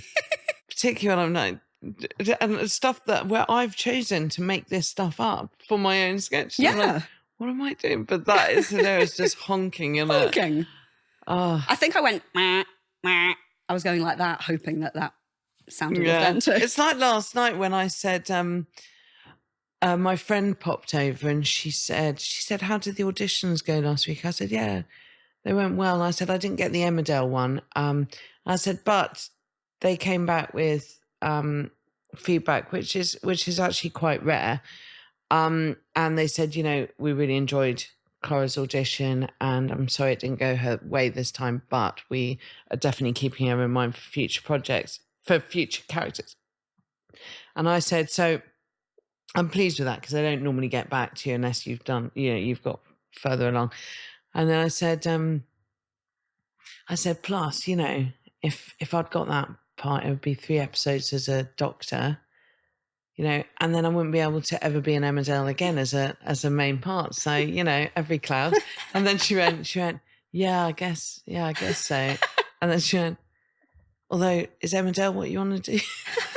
Is Emmerdale what you want to do? And I went, I can take anything, mate. Hello, you're an actor. I went, what are you talking about? I went, Emmerdale's like sky high for me right now. Yeah, my mum used to love Emmerdale. I was like, soaps are brilliant. Yeah. I was like, I'll be in any of them. And then she went, oh, right, okay, I just want, I said, mate, I'm not at the stage where I can pick and choose. But Hollywood's not on the phone now. I said, I don't have scripts on my desk. I go, God, I've got to read all of them and decide which one I want to do. They're all barking at my bloody door wanting me. I said, no, I'm going to audition for bloody everything and anything. And if I get it, I'll be bloody chuffed. Absolutely. And it'll be amazing. Yeah. Have you got any acting stuff in the pipeline or just auditioning at the moment? Yeah, just auditioning at the moment. I get it. I'm on a TV advert at the moment. Wait, what? Can you tell me? Cressy. She's on it with me. Yeah, she's it's Coventry Building Society. And it's funny, it's comedic. What's good is that Chris, who directed the film, I think he started out but he still does a lot of comedic TV adverts. That's what he gets flown over from LA to do British ones. So so he quite often puts me forward to the casting directors and says, you know, I've worked with her before and she's a good comedy actress. And so what's great is so I've done 2 adverts for TV, Tiger Sheds and that, both directed by Hip. But when I've when I've done them, I've been really, because adverts could be cringe, so, oh, I saw you in the McDonald's advert where just sitting there eating a chicken sandwich and, you're Yeah, it was yummy. winking at your little kid while she eats her Happy Meal, Yeah. But I'm really proud of these adverts because they're actually very funny, or they're, I can use my sort of, facial expressions to Yes. make it a bit more. So yeah, now when people, when my followers see the adverts, they always like get on my latest video and go, "Oh my God, I just saw you on the TV advert." And they're like, "It was brilliant. It was a really good advert." And I'm like, "Yeah, it was." Not because I was in it. I'm just really chuffed with it. It's something you're proud of, which is lovely. Yeah. Yeah. Oh. And your daughter's in it, so it's more special. That was so much fun to do. Really fun. Oh, and what are your aspirations? Get all these writing projects done. Right. Because we're also doing an adult comedic animation as well, which oh gosh, yeah. I don't know why that sounds rude. Why does that sound rude? It does. It does. Maybe it's the word anything adult. where you say adult before something. You're right. But I have to say it because if I say animation, people think that it's like a kid's movie or something. Cartoon. Yeah. Yeah. But it's more like a sort of down the lines of, South Park, Family Guy, Right. So it's a bit more risque than The Simpsons, but, it aimed more at the adults. You wouldn't want your kids to watch it. Okay. Yeah. But it is an animation like that. Okay. So we're doing that. And then, so I want to get those. My main aspiration is to get this bloody sitcom commissioned. Right. Seriously. Because I know it, yeah. Anyone out there with money? Yeah. Please. Anyone out there with money to either film the pilot? Seriously. Actually, why don't I just do a crowdfunder? You're missing a trick. Just to get the pilot made. Or just keep in all of your videos, this is my idea, in all of your videos, at the end, just go, anyone got any money? Remember, I'm trying to raise for this. Just keep putting it out there. God, yeah, because I haven't actually said it because I want to announce it when it's being done. So I haven't said anything yet. But if I actually did a crowdfunder to make the pilot myself. And maybe you've got followers that know somebody and somebody can help. Because I think if they see a pilot done, then they'd go, "Oh, this is great." I genuinely, it's the thing I'm probably most it's proud of. It's your third child. Yeah, exactly. And no book, fourth child. Yeah, exactly. So yeah, that's all I want to do. But yeah, that's just come to my mind. Use the exposure to see if anyone can help. Yeah. I think because we did say if we could just make the pilot, and actually if they're not going to give us the money to make it, the production company, because they said they'd get it from the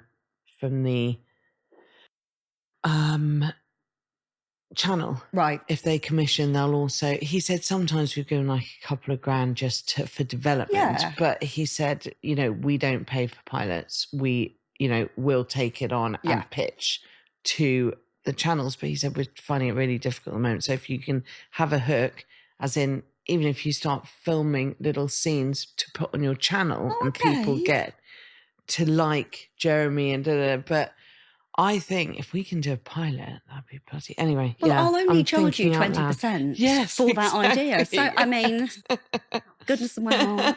Yeah. Classic.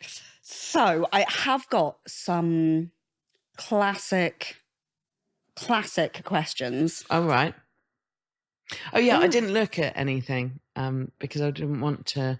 Oh. I looked at the brief of what we'd talk about. Okay. But then when it said quickfire questions, I didn't know if you had written it. I came straight off. Oh, because I like quickfire questions where it's spontaneous. Right, I might just go through them in order then. Yeah, go on then. Okay.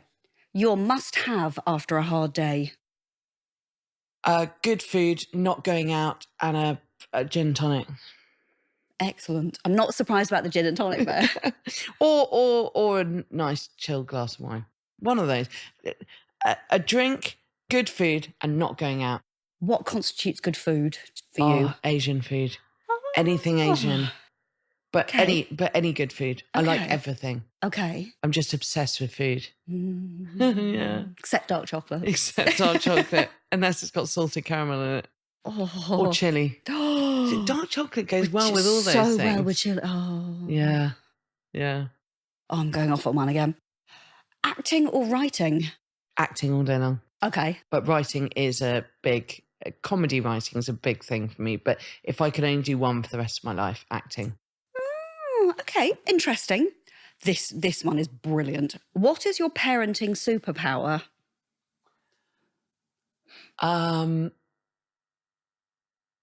Making out that I want them to do the opposite. Reverse psychology. Yes. Yeah. Give me an example. So if they go, so if I say, right, come on, we're late, come on, let's get out.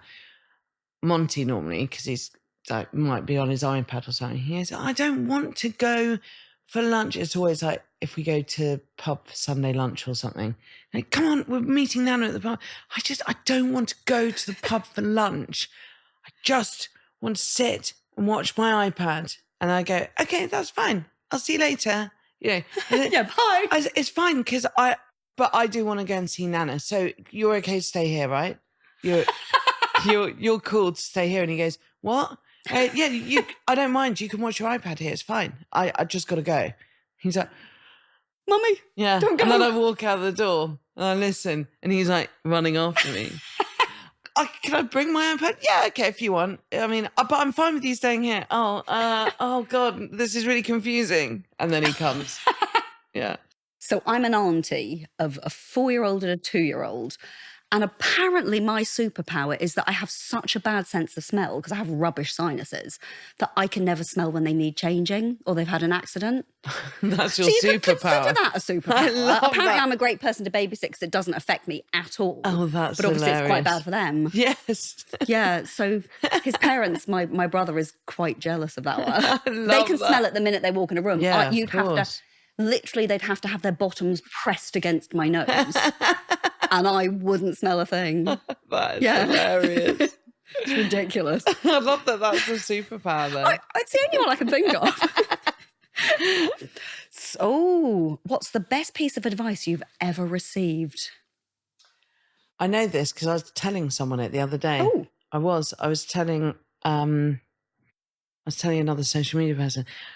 Another person's, so I don't know how the expression went, but this is basically the gist of what they said. Another person's success does not take away from your own. So true. For example, on social media, there's a lot of competition. You know, there's like, you know, particularly if people start at the same time or they become friends with someone. You see, so this woman has said to me, oh, thanks for that advice, Kai. You know, because I said, oh, by the way, do this because they're monetizing this. And if you join this, and she went, oh, great. Thanks for the advice. I had no idea. And she's like, I love that. You're always like about supporting other creators. And, you know, you're not like, oh, yeah, well, now that means I'll make this. Yeah. Or that means that I'll make less money because of you. But I said to her, yeah, but the thing is, it's like when if someone got an acting job from being on social media, or someone, you know, suddenly takes off and gets loads of press and is on TV doing interviews.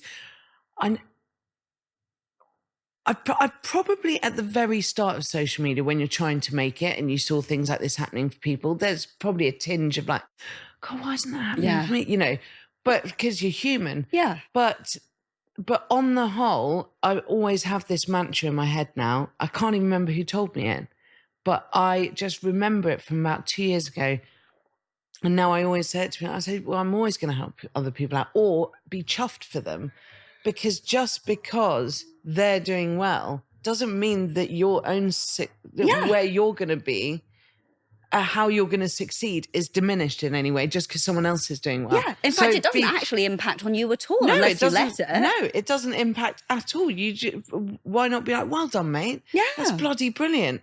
And then go, yeah, I could do that as well. Or, you know, that's her field that she's doing well in, and mine is acting, and, you know, I'll go out and get that. You know, and if anything, you should look at it and go, wow, social media is great. You're managing to get that from that. And there's no reason why Well, other you can't. people's success doesn't diminish your own or doesn't stop you from succeeding. That's so true. It's funny because only yesterday a girl messaged me on Instagram and said, "Oh, Deborah, I remember working with you years ago or a year ago, and you mentioned commercial model agencies." So I was like, "Oh, there's loads." Blum, bum, bum, bum. Yes. 'Cause she's a different age group to me. She's not going to take my work away. Yeah. It's bad karma to not think that there's enough to go round. Yeah, exactly. That's another. Yeah. It's basically the same thing. There's enough to go round that one person who's doing quite well is not going to take away from any of what you're striving to achieve. Absolutely. And I suppose it says more about your insecurity Absolutely. than anything else. Yeah. But like you said, you're only human and we're all allowed those moments. Of course you just might go, I get wish it that was twice. me. So the one thing we haven't discussed is your hair. Why the pink? Well, I know it's weird, isn't it? Why the pink? Oh, so Yeah. because I like it. That's because it's fab. When did it start? So I know when it started. It was in early 2021. I asked my hairdresser, because hairdressers weren't open. Yeah. And I said, but we weren't in like lockdown.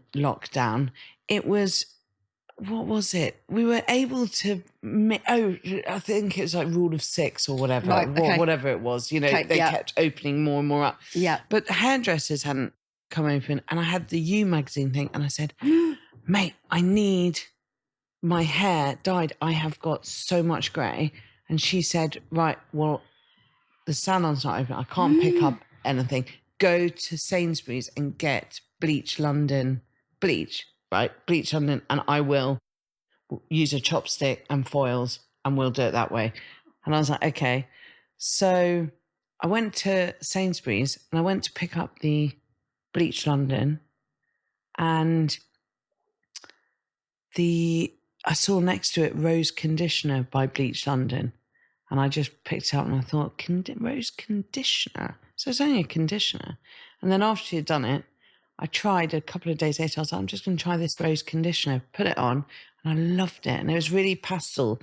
This isn't actually the same. I've never found anything as nice as Bleach London. This is not an ad. Yeah. Hello.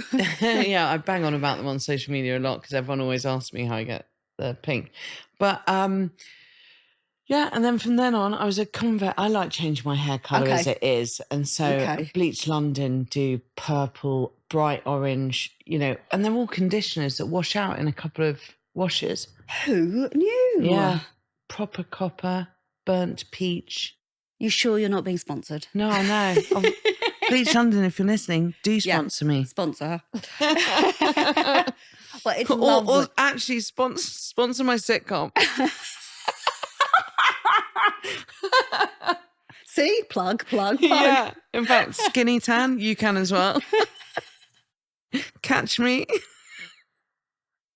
Anyway, why don't you all club together, 10 grand each, and sponsor the sitcom?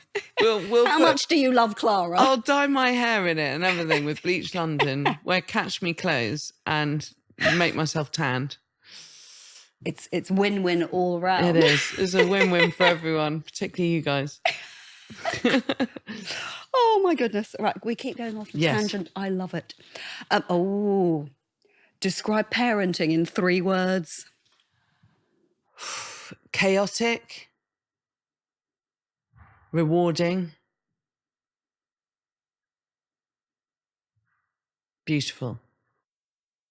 Oh. I actually mean it though. No, chaotic first though. Definitely. Right, chaotic first. But seriously, it is beautiful and it is rewarding. It's really rewarding. A fucking nightmare sometimes, but rewarding all the same. Oh. Yeah, that's lovely. Oh, right. Who is your biggest inspiration? Probably any of the great English, Judi Dench, Emma Thompson, you know, they are definitely my biggest inspiration. Judi Dench probably by far. Yeah. Okay. Yeah. Legend. Love it. Okay. and a really nice person as well, aside from it. I was going to say, have you met her? No. Oh. But my friend from school, let me get this right. She's an actress, or she was an actress. She's a drama teacher now.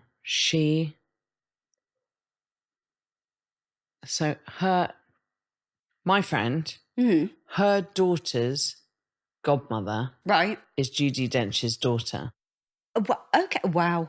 So Right, okay. she's met her loads of times, and she sings her praises about how lovely she is.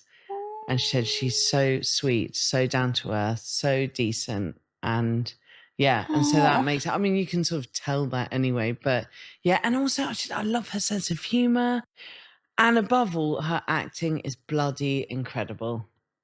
She is Always has been. Great British lovey. I remember watching her on As Time Goes By. Do you remember that? I remember the time travelling one. No, right. What am I thinking of? Seriously. As time goes, I'm sure there's a time travelling film called As Time Goes By. Him and her and the guy with the face. I hope he has a face. Sort of bulldog, the kind of bulldog face. Yes, I know who you're talking about. That was a really good. He had the most fantastic face. Yes, what? With a proper hangdog expression. Yes. Can't remember his name. But I'm sure he was lovely. 1992. No. Yes, that is a perfect. Yeah. That is perfectly explained from his face.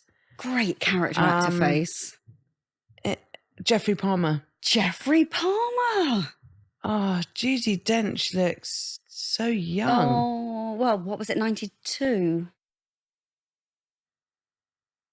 Oh, she's I've gorgeous. always loved her pixie hair Yeah. Well, maybe if you play Jeremy. Oh, yeah. No, he's got to have floppy hair. Oh, okay. He's got to have curtains, hasn't he? Like the 1990s. Really.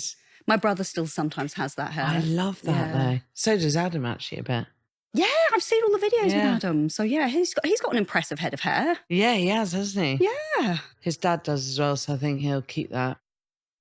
Excellent. You know what you're getting. Excellent. Monty, you'll be fine. Excellent work. Excellent. You thought well before you bred.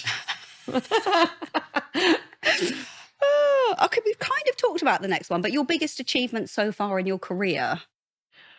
Well, I think the biggest achievement, even though it's not the career path I'm going down, is writing a book. I think that's my biggest achievement within the career, any career, not my kids. Yeah. Because I think that's a huge achievement. But but I think, writing a book, but down the acting path, it's definitely the film. It's definitely the Christmas film, because I've never had a part with lines in a proper movie that's been released that's not been an indie. And it's Sky. Wow. And it's out again like every bloody year at the moment. Well, I don't know. Coming up to Christmas. I hope it's coming out this year again. It came out last year as well. So I'm going to have to watch it this year. Yeah. Because I've met you. It is I'm going to have to. So good. I love it. And I love Christmas movies anyway. Same. So then to get a part in a Christmas film, be prepared to cry. Oh, no, not the moment. No. No, cry as in... With happiness? Well... Oh. I might need to leave it till maybe... Will laugh. Till maybe June. You will laugh. And have a little cry. Okay. It's not that bad. I don't want it to tip me over the edge, Clara. No, okay. I don't want to be responsible for that I'll have to watch all of your TikTok videos just to laugh again. Yeah, you'll be like, I thought it was meant to be a happy film. She's meant to be a comedian and make me laugh. Yeah, she told me about this sodding film that made me cry and not out of happiness.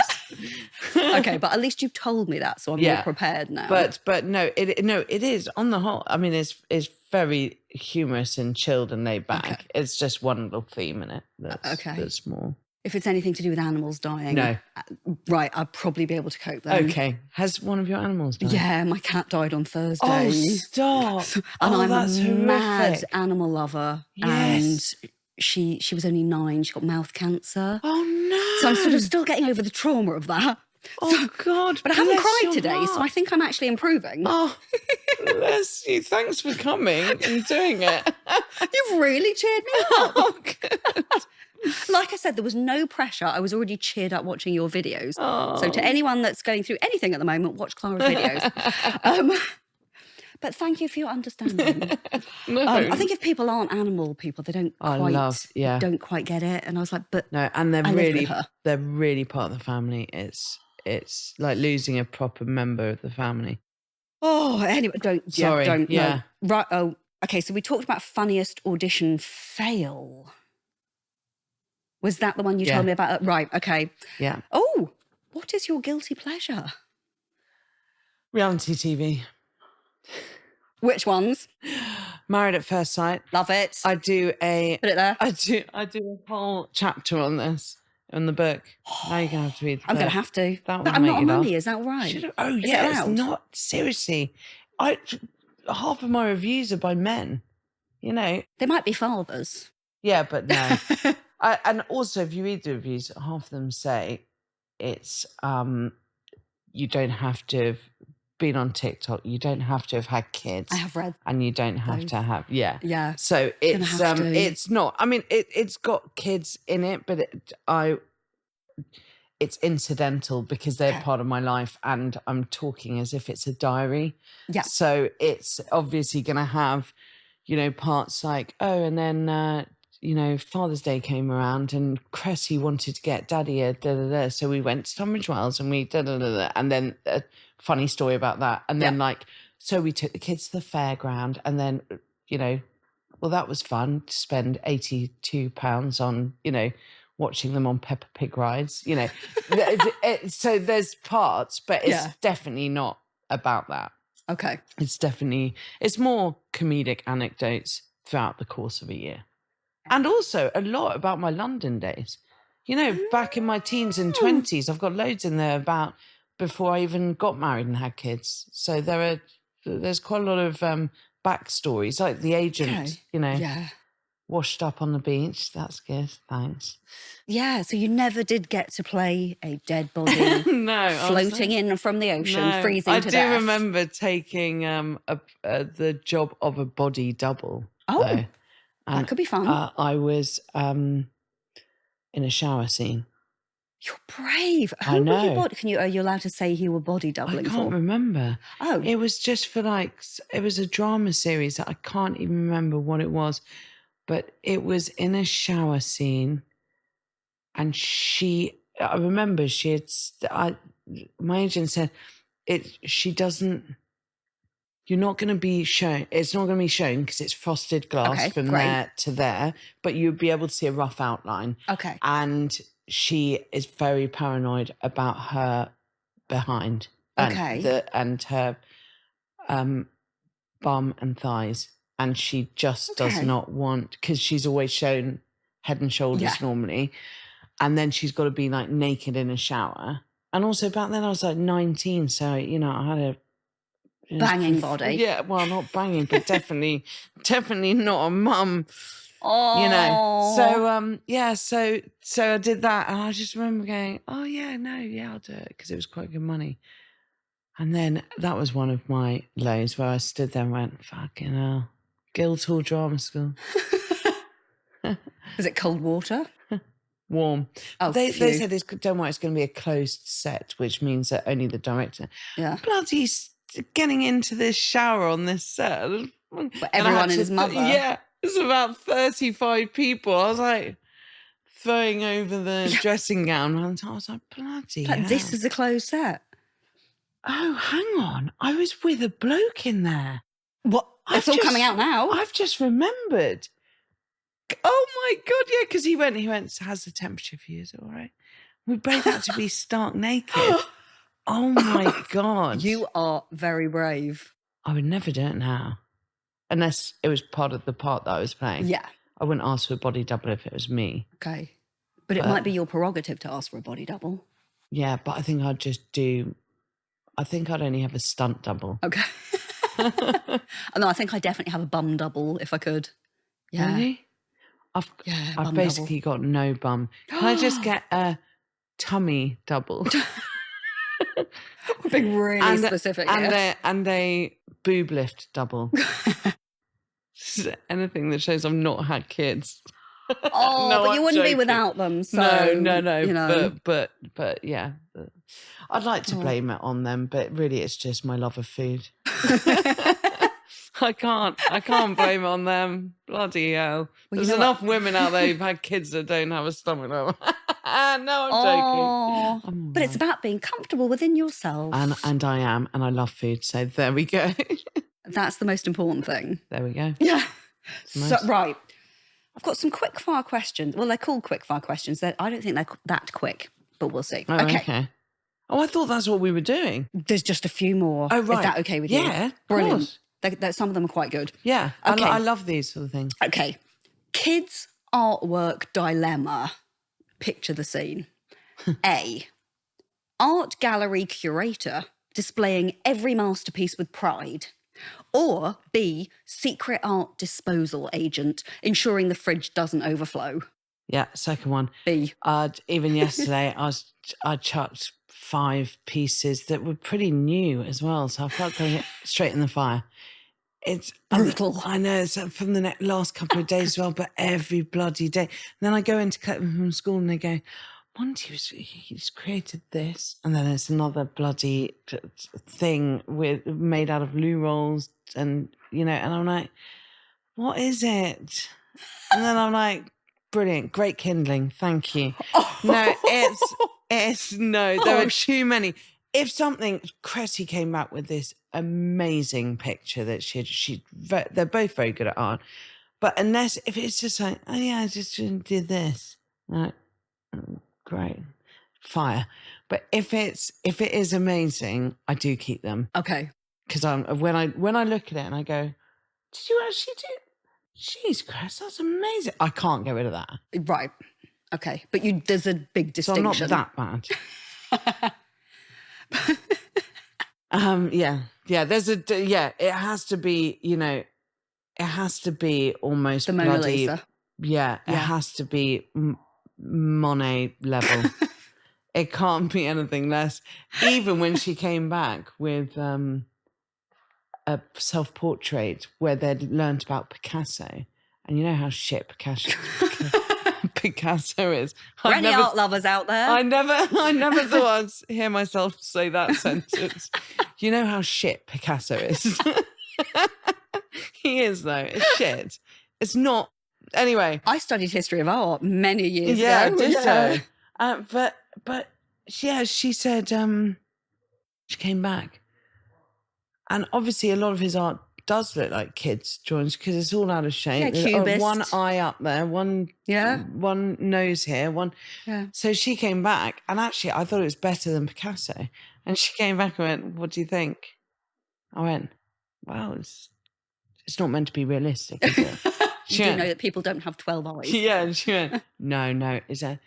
Do you know what artist it's meant to be like? And I went, "Yep, Picasso." And she went, and then I could tell she watches YouTube because then she went, "Yeah, Picasso." A Picasso. because the bloody Americans say Picasso. "Hey, it looks like a Picasso." And she goes, "Yeah, it's a Picasso." But when she says it like that, because she's got a really English voice, she just sounds really posh. "Yes, Mummy, it's a Picasso." So there we go. Fantastic. Okay. Toy storage strategy. A. There is such a thing. Apparently. A. Artful chaos. B. Military grade organisation. Oh, God. What's the something chaos? Artful. So this is toy storage strategy. No, just artful. Chaos. Chaos without the artful. Yeah, just chaos. Great. Yeah. Next.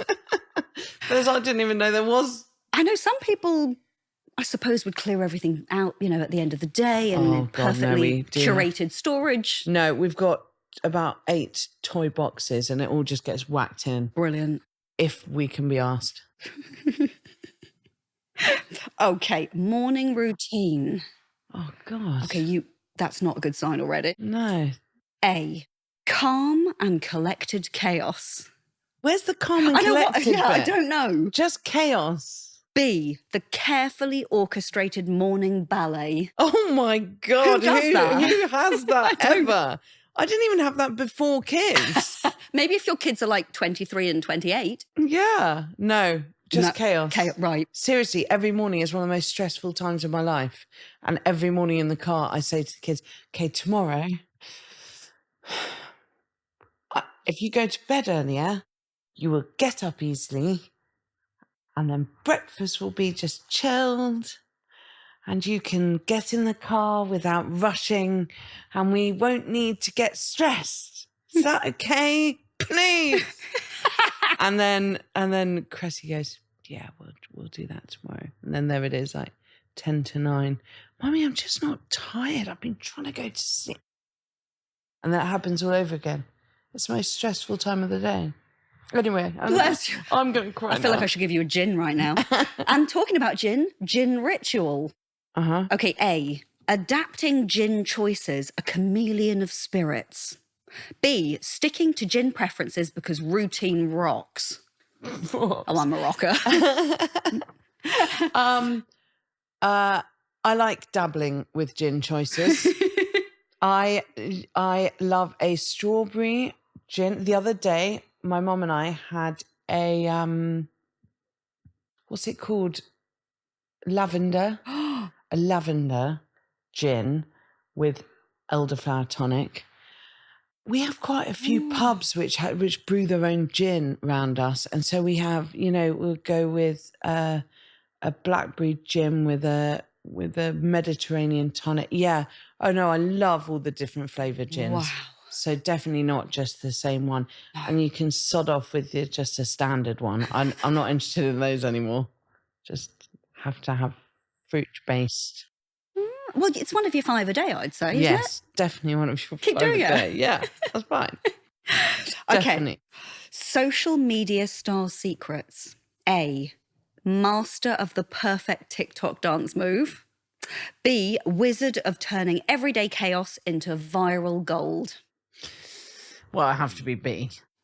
Okay, true. Although it's not necessarily everyday chaos into viral gold, but yeah, it is just a mishmash of, should I put that out there? Okay, yeah. And then what? How did that take off? So it's chaos.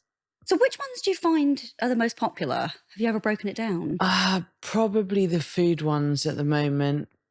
Really? Not on Instagram, TikTok. Okay. So the food ones almost every time get a couple of 100,000 views within the first day. And loads of them have hit 1, 2, 3 million views. Yeah. Is this with the hot guy? No, the food reaction. The food reaction, the shit okay. Food. Right. Oh, and the hot guy. And the food with the hot guy. Yeah, I remember that one. Shit food, hot guy. Yeah. Yeah, those have taken off as well. The reaction videos, basically. So good. He's not called hot guy. Thorin Bradley. Oh, sorry.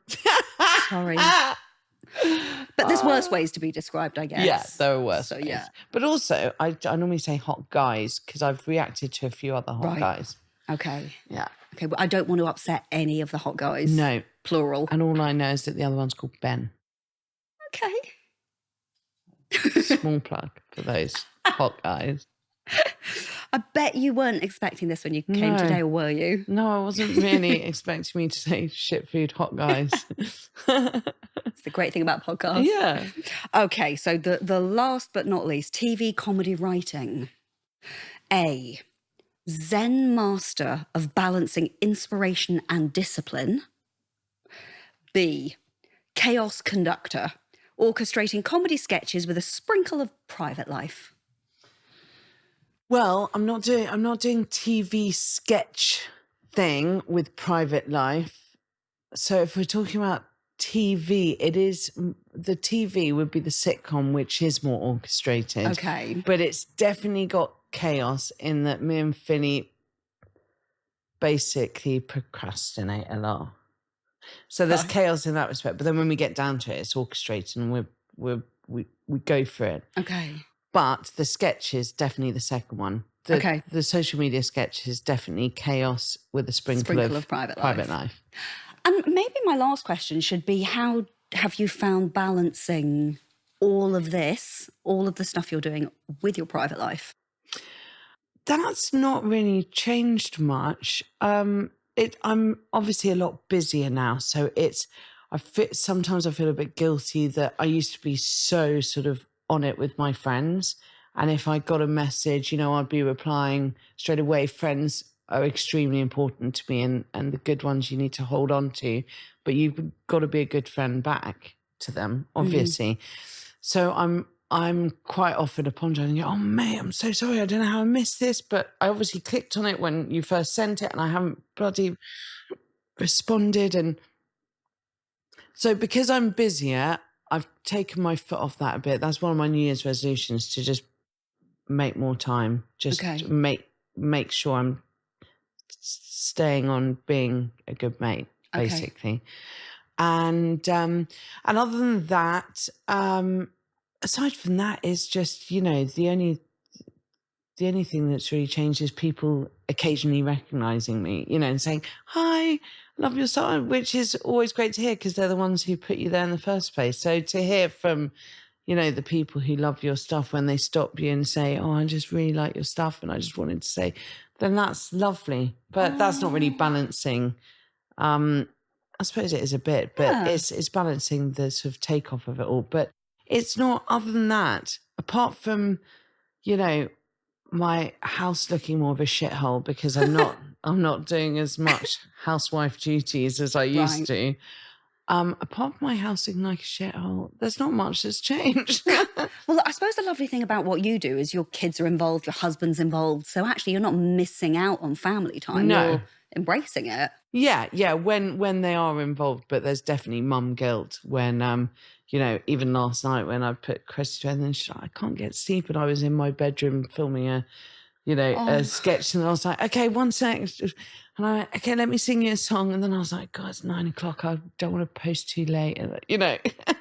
But, I still, sang her 2 songs and then went into it. But also I'd say the book took up most time out of family life. Okay. So I won't be doing another one of those anytime soon. I was going to say, would you consider Never another say one? never, but not anytime soon. Okay. Yeah. Kids' books will be my next adventure. Okay. Yeah. Well, good luck with absolutely everything. Thank you. All of it. Family, kids. Thank you so much. All the amazing work opportunities. I hope you get that part in Emmerdale or any No, I other. didn't get that part in Emmerdale. I mean, I hope you do eventually. Oh, yeah, get a bigger part. Yeah, or that's any longer other running. Yeah, or any other soap or any other I know, program. EastEnders used to be my favourite. I used to love it. Watch Same. EastEnders. Same. I was literally like, no one can get better than EastEnders. I loved it. I remember the very first It's only episode. since not watching TV much anymore, apart from recorded stuff, that I just don't have time to watch 4 or 5 episodes of EastEnders a week and keep up with it. Maths is bad enough because there's 4 episodes a week. Yeah. So yeah. And I did. Is there an English one? Yes, so I've just finished it. It's just finished. And is that better now? Because the Australian one was way better. I can't believe we're talking about this. Many years ago, when Maths first started in England, it was more like a documentary. Yes. So it was very, documentary style. Now it copies the Australian version. Oh, does it? You'll love it. It's fab. Oh, good. Lots of shouting and reality TV. Because I haven't done the English version, because the first one, it was like, and now they're going to move in together. Yeah, no, it's not like that. Oh, good. Honestly, it follows the Australian one to a T. Oh, so they now have like dinner parties. Oh, yes. Oh, brilliant. Yes. And they all move into an apartment block in Wembley, so it's not that far from here. I'm so excited to watch that now. If you can find a quiet moment, you've got a lot of viewing to catch up on. My word. Oh, yeah. Starting it tonight. That's it. Oh, well, thank you so much. Thank you. Oh, excuse me. It's been so much fun. I've had such a laugh. Oh, honestly, thank you. Oh, no, thank you. Really lovely. Thank you so much for watching this 3rd episode of the No Filter Zone. I hope you've enjoyed it as much as I have. If you've got any comments or thoughts, please do share them on social media. So hopefully I'll see you very soon in the 4th episode of the No Filter Zone. Please join us then.